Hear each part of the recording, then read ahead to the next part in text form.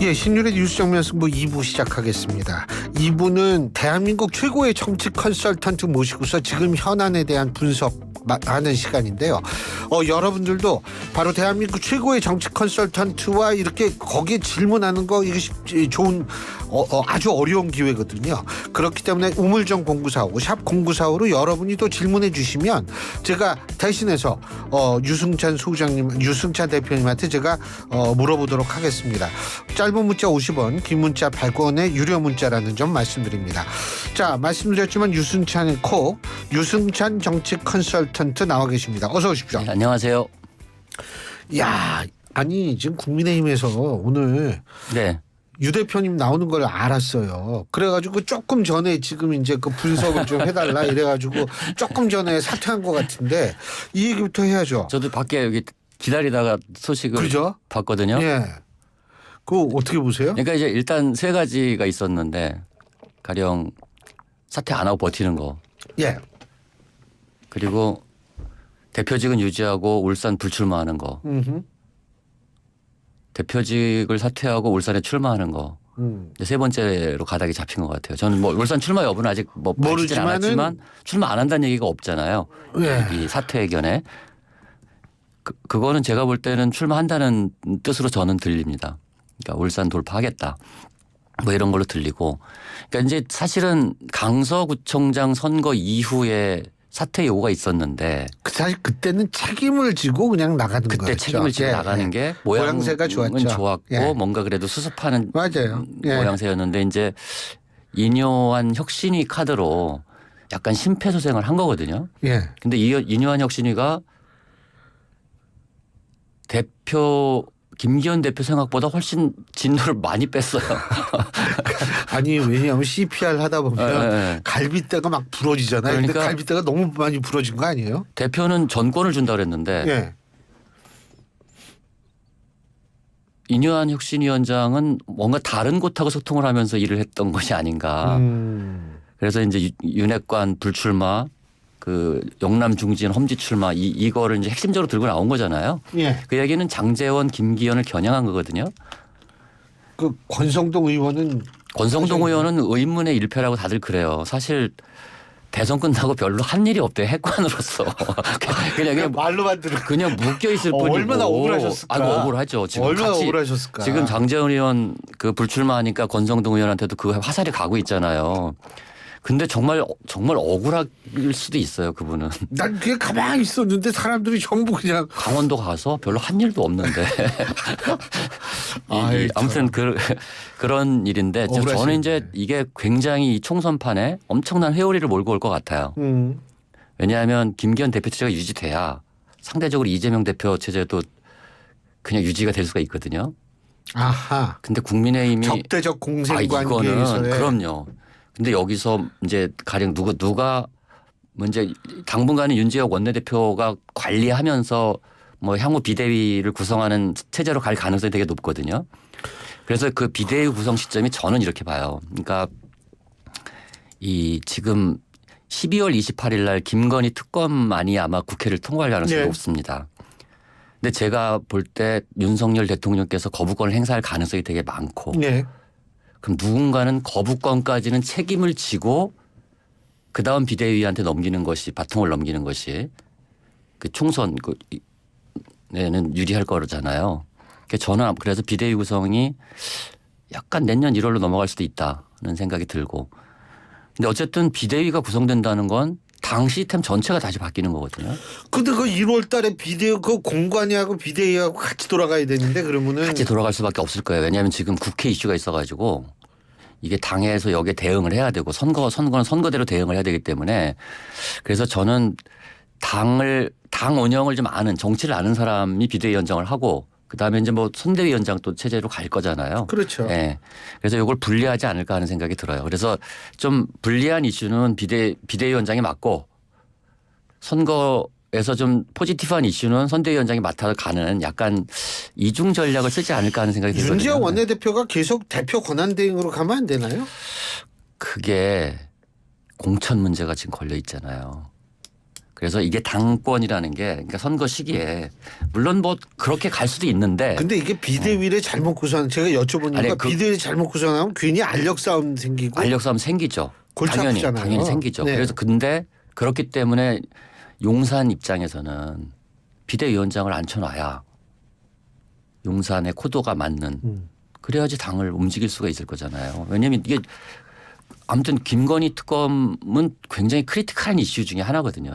저쪽에서 볼 때는 이번 총선에서도 사실은 저는 뭐 이준석 대표도 그렇게 얘기했지만 김건희 특검 거부권을 행사한 순간 지금 국민의힘에서 쓸 가장 유력한 카드가 한동훈 장관인데 지금 지난번에 갤럽에서 16%까지 나왔잖아요. 예. 근데 나가서 발언하기 되게 어렵게 됩니다. 이 특검을 거부권을 행사하면. 그렇죠. 예, 그게 이제 딜레마죠. 그래서 대표님께 제가 이 시점에서 여쭤보고 싶은 게 제가 만일 대통령이라면 사실 김건희 여사 특검을 받으면은 이게 총선 때까지 계속 시끄러울 거고 그죠? 그다음에 이걸 거부권을 해도 또 계속 시끄러울 거고 지금 말씀하신 한동훈 장관도 어렵게 되고 그래서 제가 여쭤보는 게 있어요. 받아야죠. 아니요. 받는 게 아니고 선제적으로 우리나라는 박근혜 대통령 시절에 상설 특검법을 만들었습니다. 아, 맞아요. 그래서 먼저 대통령이 그게 뭐냐면 법무부 장관이 제청해서 대통령이 받아들이면 일사천리로 진행이 되거든요. 맞아요. 이게. 그 특검법 자체가 그렇게 돼 있죠. 특검법 그러면은 한동훈 장관이 우리 교수님 상상력은 도대체 어디까지 가시는 겁니까 지금? 월터의 상상은 현실이 된다라는 영화가 있었죠. 저는 예. 이제 저는 사실은 밖에서는 더 시리어스하게 얘기합니다. 그러니까 국민의힘이 이번 총선을 이기기 위한 그 아주 능동적인 액션이잖아요. 그거는 그러니까 그걸 털어버리는 거죠. 미리. 그렇죠. 왜 그러냐면 이제 선제적으로 그 YS는 그 대통령이실 때 검찰한테 전화해가지고 우리 현철이 잡아가라고 그랬어요. 네. 그래서 김현철 구속됐잖아요. 네. 왜냐하면 자기가 대통령일 때 구속되는 게 그게 뭔지는 모르지만 아무튼 대통령으로 재직하고 있을 때 하면 뭐 암묵적으로 뭐 쓸 거잖아요. 그게 뭐 그냥 뭐 아무튼 그게 좋은 일은 아니지만 그래서 저는 교수님 말씀대로 만약에 할 수 있으면 이 정부가 그럼 한동훈 지금까지 이렇게 장관도 했을까요? 체면이 쓰잖아요. 지금까지 근데 이렇게 했을까요? 그걸 할 수 있으면? 저는 사실은 뭐냐면 뭐 항상 얘기하는 게 있잖아요. 문재인 정권 때 탈탈 털었는데 뭐 나온 거 없었지 않느냐. 예. 자 그렇다면 그런 차원에서 보면 뭐냐면 그냥 그걸 받아들여도 예? 저는 괜찮지 않을까 이런 생각이 뭐 그럴 수 들거든요. 있으면 그거는 왜냐하면 선거하는 데 이제 굉장히 큰 도움이 될 겁니다. 그렇죠. 네. 그리고 한동훈 장관도 네. 그 명분 쓰잖아요. 그렇죠. 예? 한동훈 장관이 밖에 나와서 할 말이 있죠. 예. 그러니까 근데 지금 이제 어쨌든 예상키로는 사람들이 예상하기로는 예. 특검법이 발의되고 거부권을 행사하면 입지가 좀 좋아질 거다. 예. 그래서 총선에서 민주당의 사법 리스크를 얘기하기가 예. 약간 설득력이 좀 떨어지지 않을까. 그렇게 되는 거죠. 예. 근데 소장님, 저 대표님. 대표님이 좀 아까 그 여론조사 말씀하신 게 어떤 부분에서 말씀하셨죠? 한국갤럽 한국갤럽. 지난주 차기 지도자 조사에서 이재명 대표가 19%, 한동훈 장관이 16%, 3%로 붙었어요. 예. 한국갤럽 제가 또 이 방송하면서 제가 넣은 거는 딱 하나밖에 이렇게 없어요. 단순한 것도 얘기해야 됩니까? 그럼요. 여론조사 이거 찾아내는 거 이거 하나밖에 없는데 자. 2023년 12월 첫째 주 여론조사고요. 12월 8일 날 공개됐습니다. 12월 5일부터 7일까지 전국 18세 이상 1000명을 대상으로 조사한 거고요. 표본 오차는 95% 신뢰 수준에 플러스 마이너스 3.1%포인트. 응답률은 14.1%고요. 전화조사원 인터뷰 방식임을 말씀을 드립니다. 자세한 것은 중앙선거 여론조사 심의위원회 홈페이지를 참조하시면 되겠고요. 의료기관 한국갤럽 자체 조사입니다. 자 이렇게 말씀하시죠. 수고하셨습니다. 아유, 무슨 이거 집중하다가 무슨 얘기하는지 까먹었는데.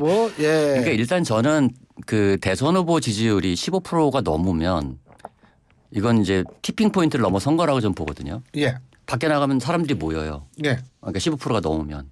근데 갤럽 조사는 주관식이에요. 이게 객관식으로 뭐 사람 이름을 불러주고 누구냐라고 하는 게 맞아요. 아니고 주관식이죠.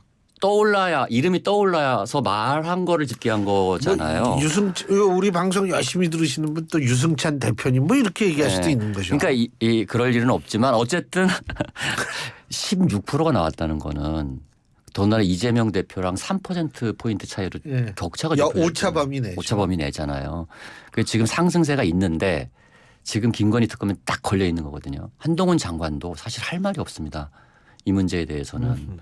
그래서 이 문제를 만약에 교수님 말씀대로 그렇게 능동적으로 처리할 수 있다면 선제적이고 능동적으로 처리할 수 있다면 이거는 정말 그 신의 한 수가 될 수 있죠. 방법은 그거밖에 없어요. 네. 근데 한 번 밀리면 만약 이것도 막 그 지지부진하다가 특검법 또 타이밍을 놓치면 특검법이 딱 왔는데 고민하다가 마지막에 그게 15일 동안인가 갖고 있을 수 있거든요. 대통령이 15일째 그렇죠. 되는 날 거부권 행사하고. 행사하면 와 그다음에 그렇죠. 선거하기 쉽지 않을 겁니다. 쉽지 않죠. 왜냐하면 이건 진짜 쉽지는 않은데 그래서 저는 아예 그냥 선제적으로 이걸 받아버리는 이런 생각도 대통령실에서 좀 해야 되는 거 아닌가. 전화 좀 한번 넣으시죠. 네. 그래서 근데 전화번호를 아니면 내가 전화를 할 텐데 전화번호도 몰라요. 예. 근데 어쨌든 이 김기현 대표 사퇴, 장제원 의원 불출마 선언. 자 여기서 또 경우의 수가 나오네요. 당대표는 사퇴하는데 울산은 나가는 경우. 나갈 가능성이 높지 않을까 싶어요. 저는. 뭐 저도 사실 그런 생각 얼핏 드는데 이렇게 되면 총선에 어떻게 좀 긍정적인 영향을 주는 게 이게 좀 떨어지는 거 아니에요? 일단 대표직을 사퇴했기 때문에 저는 김기현 대표에 대해서는 더 이상 국민들이 더 원하지 않을 것이다. 울산 출마에 대해서 뭐 이게 기득권이다 이렇게 얘기하지 않을 것이라고 저는 보고요. 그리고 김기현 대표 사실은 9개월밖에 안 됐잖아요. 예. 그 어떻게 대표가 됐습니까? 우리 그 대표될 때 다 그렇죠. 기억하시잖아요. 네. 온 나라의 힘을 다 동원해가지고 대표가 되시는데 그걸 또 그만두신 거잖아요. 저는 이 결단은 높이 평가합니다. 김기현 대표의 대표직 사퇴 결단은 정치인으로서는 쉽지 않은 결단일 것이다. 장제원 의원의 불출마 선언도 마찬가지죠. 장제원 의원도 마찬가지고요. 장제원 의원 좀 타이밍이 좀 늦었죠, 사실은. 이뇨한 혁신위에 좀 힘을 실어줬으면 좋았겠다 이런 생각은 드는데 어쨌거나. 근데 밀려가지고 그렇게 떠밀려서 한다라는 거 그거는 정치인들 못 받아들이죠. 그렇죠. 그렇죠. 네. 근데 너무 그런데 집착하는 것 같기도 해요. 제가 볼 때는. 그러니까 우리가 정치를 안 하는 국민들은요. 거예요. 이게 어제 우리 김기현 대표도 사실 여당의 대표인데 수도권에 오면 인지도가 굉장히 떨어지십니다. 모르는 분들이 많아요. 특히 20, 30대들. 사실 이번 총선에 캐스팅 보트는 20, 30대가 지게 돼 있잖아요. 40대, 50대는 민주당, 60대, 70대는 국민의힘이 우세한데 20, 30대는요. 대선 후보 지지도도 그때 갤럽 조사를 보니까 20대는 그냥 5%. 자 지금 언제요? 아까 말씀하신 구조가. 아까 한국갤럽 여론조사 12월 8일에 공개된. 응답 없음이 정하지 않았다가 64%예요. 그러니까 20, 30대들은 이제 20, 30대들이 어떻게 움직이느냐가 이번 총선 특히 수도권 선거에서는 굉장히 중요한데 사실 양당이 선거 전략을 여기다 초점을 맞춰야 됩니다 지금. 그래서 여전히 저는 국민의힘엔 이준석이 필요하다고 봅니다. 오늘 두 사람이 만났다며요? 만났는데 그냥 이준석 대표 얘기는 원래 약속이 돼 있던 거지 긴급히 만난 건 아니다. 이제 이 얘기거든요. 근데 이거예요. 가령 예를 들어서 아직 저는 이준석 대표가 회군할 가능성이 있다고 봅니다. 저는. 아직도. 네. 2주 남았잖아요. 27일 날은 탈당하겠다라고 분명히 얘기하지 않았나요? 2주 남았어요. 근데 우리 정치가 제가 요즘에 이거 하면서 제가 여기 2주에 한 번씩 오잖아요. 네. 2주에 한 번씩 상황이 완전히 리셋돼서 옵니다. 제가. 그러니까 2주 뒤에 제가 나왔을 때 이준석이 탈당을 보류했다 이런 얘기를 하게 될지도 모른다. 왜냐하면 그만큼 신당이 어렵거든요. 신당을 만든다는 거는 특히 또 유승민 전 의원이랑 바른미래당 바른정당인가를 한번 해봤잖아요. 그때 그 어려움을 얼마나 많이 느꼈습니까? 그리고 저는 이제 이런 게 있어요. 이준석 대표는 저는 되게 높이 평가합니다. 그 정치 감각과 그 도전 정치. 뛰어나죠. 그리고 이제 저는 이번 총선에서 근데 정치력은 전 잘 모르겠어요. 그러니까 그게 그건데 이번 총선에서 사람들 지금 수면 아래에 숨어 있지만 제가 20, 30대 중요성 얘기했잖아요. 이번 총선의 핵심 시대 정신이 하나가 세대 교체입니다. 이준석의 가장 큰 장점은 이준석이 청년이라는 거예요. 그러니까 이준석이 청년이라는 거고 그래서 이준석은 외롭게 싸울 때는 굉장히 빛이 나는데 아까 정치력이라는 게 그거잖아요. 무언가를 건설할 때는 아직 검증된 게 없어요. 무언가를 만들어낼 때. 예. 그게 이제 이준석 스스로도 제가 볼 때 불안한 지점일 거라고 저는 보거든요. 어허. 예. 그래서 아직도 여전히 이준석은 다당제를 지지하는 사람이 아니에요. 보수를 대표하는 정치인이 되겠다는 거잖아요. 이준석의 목표는. 국민의힘이 나를 버리지 않고 명분과 실리를 좀 주면 국민의힘하고 같이 할 가능성이 있죠. 왜냐하면 오늘 천하람은 국민의힘 후보로 출마하겠다고 선언했거든요. 천하람 위원장. 천하람 위원장은. 그러면 보세요. 이준석하고 그럼 누가 같이 하게 될 거냐. 창당을 하게 될 경우. 이게 간단치는 않은 문제여서 저는 아직 뭐 이준석 본인은 100%는 아니지만 아무튼 당으로 돌아올 가능성은 거의 없다고 오늘 말을 했지만 예. 저는 이렇게 말씀드리고 싶어요. 이준석 본인도 아침과 저녁에 생각이 달라질 수 있다. 근데 그 본인도. 명분을 만들어 줄까요?